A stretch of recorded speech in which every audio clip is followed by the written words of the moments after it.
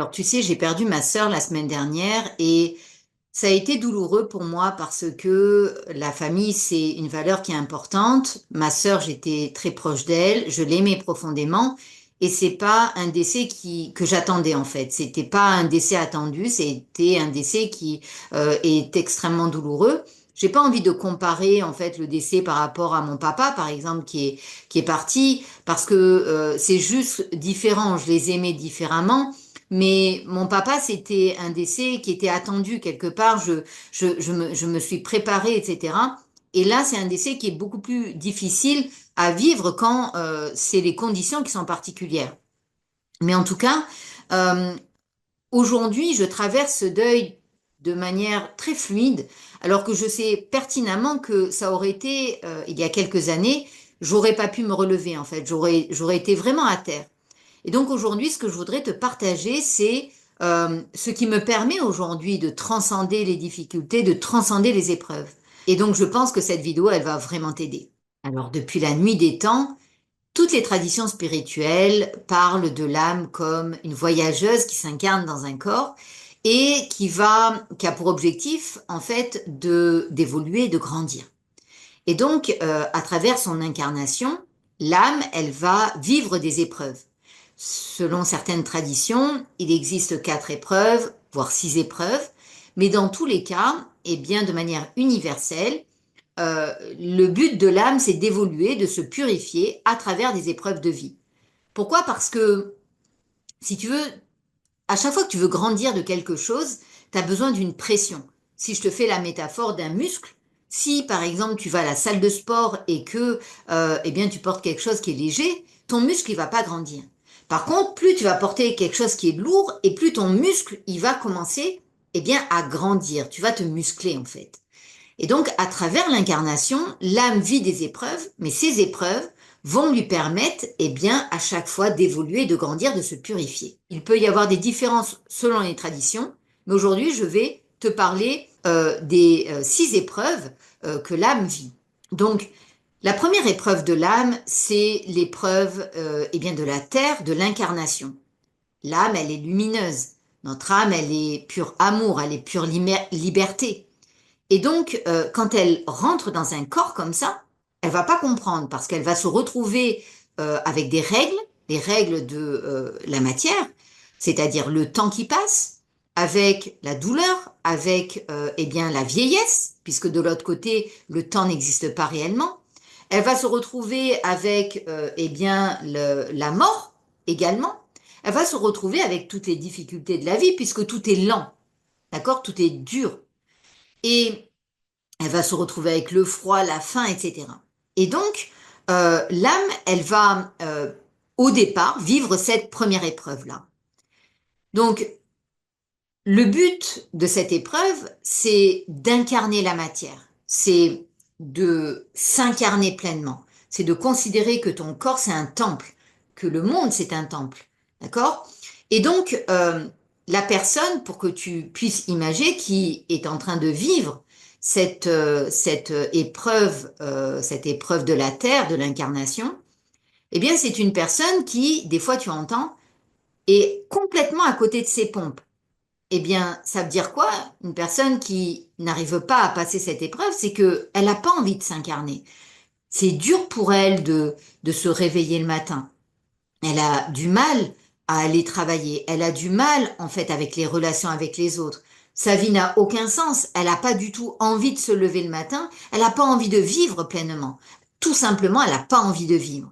Parce que pour elle, elle a envie d'un monde qui soit beaucoup plus simple, euh, tout doux, en fait, tout lumineux, parce qu'elle connaît ça. Elle sait c'est quoi son essence.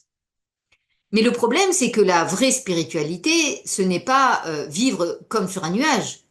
La vraie spiritualité, c'est au contraire s'incarner dans le corps pour exprimer sa lumière à soi-même déjà, à se donner de l'amour et à exprimer sa lumière ensuite aux autres. C'est pouvoir créer dans la matière, en fait, des choses qui vont illuminer les autres. Donc lorsque tu passes cette épreuve de l'incarnation, eh bien là tu rentres complètement dans ton corps et tout devient magique en fait parce que tu commences à aimer les choses qui sont simples. tu peux apprécier un bon repas avec un ami, tu peux trouver que voir, c'est incroyable. C'est prendre conscience de tes oreilles, de pouvoir entendre le chant des oiseaux. C'est de voir un petit papillon et d'apprécier les choses simples de la vie. Et à travers ça, tu vis pleinement. D'accord? Donc ça, c'est l'étape de l'incarnation. C'est t'as les pieds dans le sol. Une fois que, eh bien, tu as passé cette étape de l'incarnation, tu n'es plus en décalage avec le monde et avec toi-même, tu t'incarnes, eh bien, tu vas passer l'épreuve de l'eau. L'épreuve de l'eau, c'est l'épreuve des émotions. Tu sais, on parle d'océan émotionnel. Donc, l'âme réalise qu'elle peut vivre la joie, elle peut vivre la paix intérieure, elle peut vivre la plénitude. Mais elle s'aperçoit aussi qu'elle peut vivre la tristesse, la colère, la peur, les angoisses qui vont arriver de je ne sais où. Et la personne qui traverse ces épreuves-là, eh bien, souvent, ce sont des personnes qui se disent ultra sensibles. Elles ne comprennent pas pourquoi, eh bien, elles vont faire que pleurer sans comprendre, en fait, ce qui se passe. Elles ne comprennent pas pourquoi des angoisses, eh bien, les submergent. Elles ne comprennent pas pourquoi la colère les submerge. Donc, elles se laissent complètement noyer dans l'émotionnel. C'est pour ça qu'on parle d'épreuve de l'eau, parce que c'est comme l'océan des émotions. Elles sont noyées dans cet océan d'émotions. Et lorsqu'on traverse cette épreuve-là, eh bien, on apprend en fait à maîtriser son monde émotionnel. Et dans le monde émotionnel, tu as la tristesse, la colère, la peur, etc. Mais plus profondément, dans l'océan des émotions, eh bien, tu as tous les sentiments. Les sentiments, c'est plus fort en fait que les émotions. Les sentiments, c'est tout ce qui va être, tu sais, toutes les blessures, le rejet, l'abandon, la trahison. Ça peut être l'injustice, l'humiliation. Ça, ce sont des sentiments qui génèrent en fait des émotions. Et donc, lorsque tu vis l'épreuve de l'eau, eh bien, tu apprends en fait à guérir tes blessures, à tes blessures d'abandon, d'injustice, tous les sentiments dont je viens de te parler, et automatiquement, tu commences à t'ouvrir à en fait ton monde émotionnel. Tu commences en fait à t'apercevoir que quand tu es vraiment bien, tes blessures sont guéries, eh bien, tu peux observer tes émotions d'une autre manière. Tu peux nager plutôt que de te laisser submerger. Tu peux voir la tristesse monter en toi. Tu peux ressentir la colère monter et surtout comprendre que chaque émotion a un message à te donner. Et du coup, derrière ce message, eh bien, ce sont comme des cadeaux, comme des graines que tu vas pouvoir faire pousser par exemple, qui vont t'apprendre des choses, qui vont te dire, tiens, tu devrais développer telle force, telle compétence. Et quand tu fais ça, eh bien, ta vie, elle passe de plus en plus à un autre niveau et tu vas adorer ce monde émotionnel. Tu peux même le maîtriser, savoir que tu as envie de te retrouver dans une paix intérieure, dans la joie profonde. Et quand tu fais ça, eh bien, la vie, elle t'ouvre les portes de la beauté intérieure. Et donc, quand on a passé cette épreuve, eh bien, au lieu de se laisser submerger, surtout, on est capable d'accueillir les émotions, on est capable, eh bien, de protéger la partie de nous qui a peur, on est capable de réconforter la partie de nous qui est triste, on est capable nous-mêmes, eh bien, de défendre la partie qui se sent un peu plus faible, par exemple. Et plus tu vas avancer, plus tu vas ensuite aider, eh bien, les autres à, eh bien, eux aussi pouvoir traverser ces épreuves. Tu peux plus écouter les autres, tu peux plus être attentif à toi-même et au monde à l'extérieur. Et c'est ainsi que tout devient plus fluide. Une fois qu'on a traversé l'épreuve de l'eau, eh bien, on va traverser l'épreuve du feu. L'épreuve du feu, c'est l'épreuve qui brûle tout. Donc, ce sont les grosses épreuves de la vie. C'est une situation extérieure qui va te faire tout perdre. D'accord? Ce qui est important pour toi. Tu vas, par exemple, donner beaucoup pour un projet. Ça peut être ton couple, ça peut être le travail, ça peut être peu importe quoi. Quelque chose qui est important pour toi. Et tu vas vivre une épreuve qui va faire que tu vas tout perdre. D'accord? Donc, je t'ai fait une vidéo où je t'ai plus ou moins décrit l'épreuve du feu que j'ai vécue. J'ai vécu 15 ans de dépression. J'ai traversé cette épreuve du feu. Je t'explique comment. Une fois qu'on traverse cette épreuve du feu, on renaît à soi-même, on renaît de ses cendres. Donc, si ça t'intéresse, tu peux écrire éveil spirituel en commentaire. Je t'enverrai le lien correspondant. Mais en tout cas, l'épreuve du feu, c'est une épreuve où le feu va brûler toutes les illusions, va brûler tout ce que tu as investi dans ta vie. Donc ça peut être par exemple, j'ai investi énormément dans mon couple et après 20 ans, 30 ans de mariage, mon mari me quitte ou ma femme me quitte.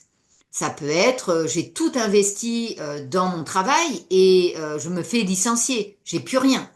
Ça peut être une entreprise que tu montes et tu tombes complètement. Ça peut être un deuil, ça peut être plein de choses, une épreuve qui brûle tout dans ta vie. Et tu as l'impression de ne plus rien avoir.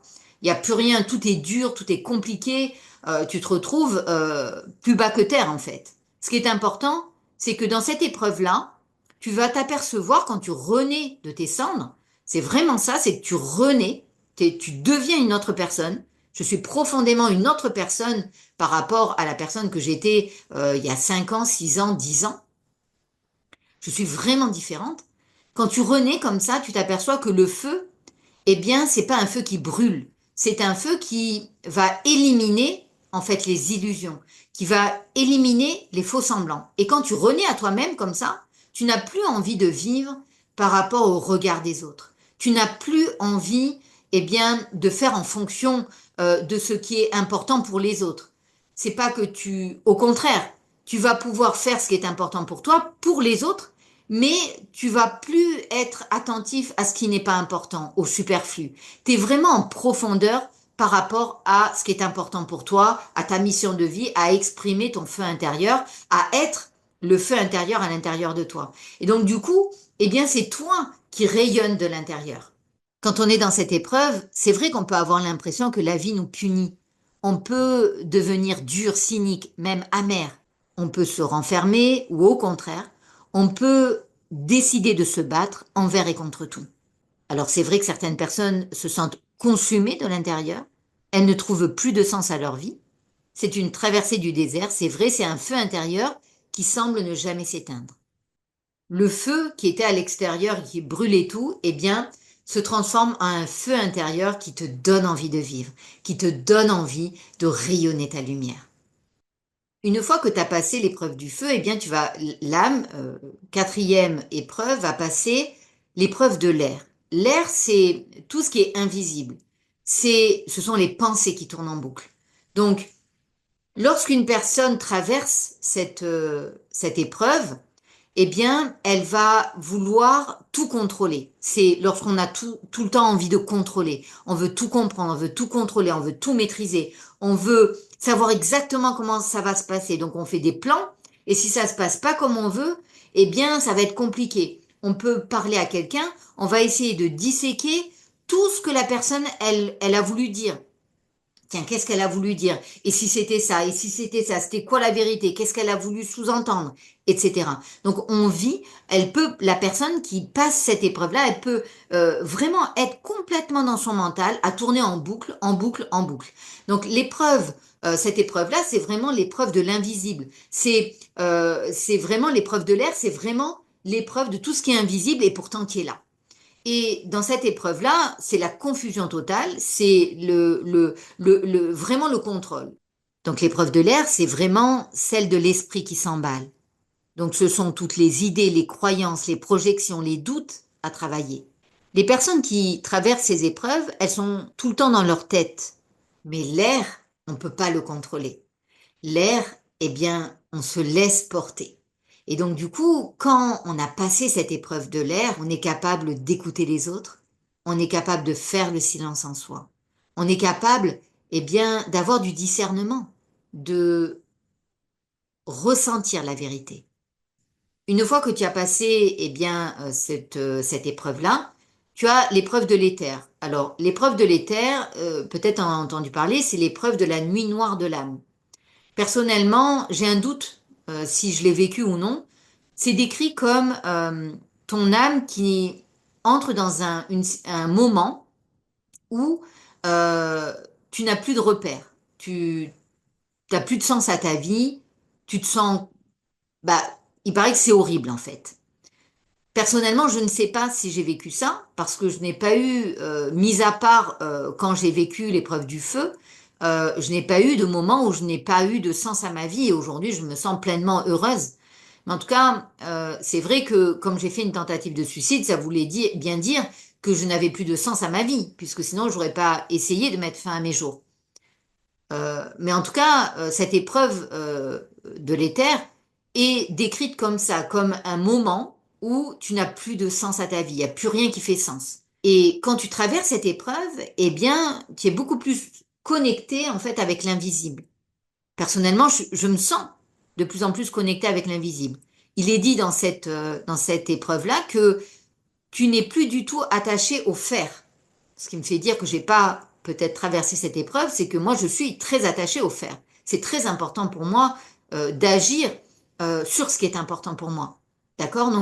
Donc je peux pas vraiment t'en parler en termes concrets, mais je peux te dire ce qui est dit.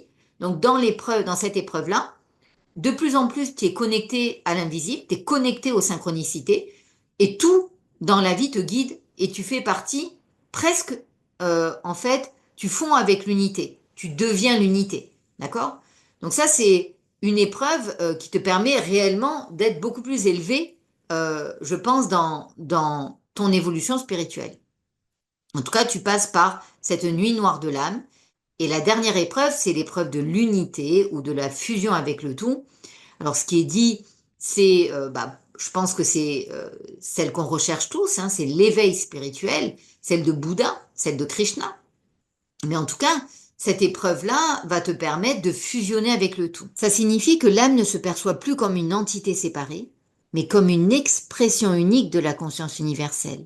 Il n'y a plus du tout de bien ou de mal, de dualité, mais il y a une vision unifiée de la réalité. La vie, elle est vécue comme une danse sacrée, et chaque instant, c'est une opportunité de célébrer l'existence. L'individu devient un point de convergence entre le ciel et la terre. Elle incarne pleinement la sagesse, l'amour et la lumière. Elle inspire naturellement les autres, non par les discours, mais par sa simple présence. La vie n'est plus une série d'épreuves, mais un voyage sacré, riche de sens et de beauté. Donc cette dernière épreuve, eh bien, c'est l'aboutissement de tout le voyage de l'âme sur Terre. Et j'espère que cette vidéo, elle t'a plu. Sache que ma mission de vie aujourd'hui, c'est d'aider des personnes à sortir du mal-être pour retrouver la paix intérieure et la joie de vivre. J'ai créé une formation totalement gratuite sur la reprogrammation du subconscient. Si ça t'intéresse, il te suffit de dire spiritualité en commentaire et je t'enverrai le lien correspondant. Je t'embrasse et je te dis à très bientôt pour une nouvelle vidéo.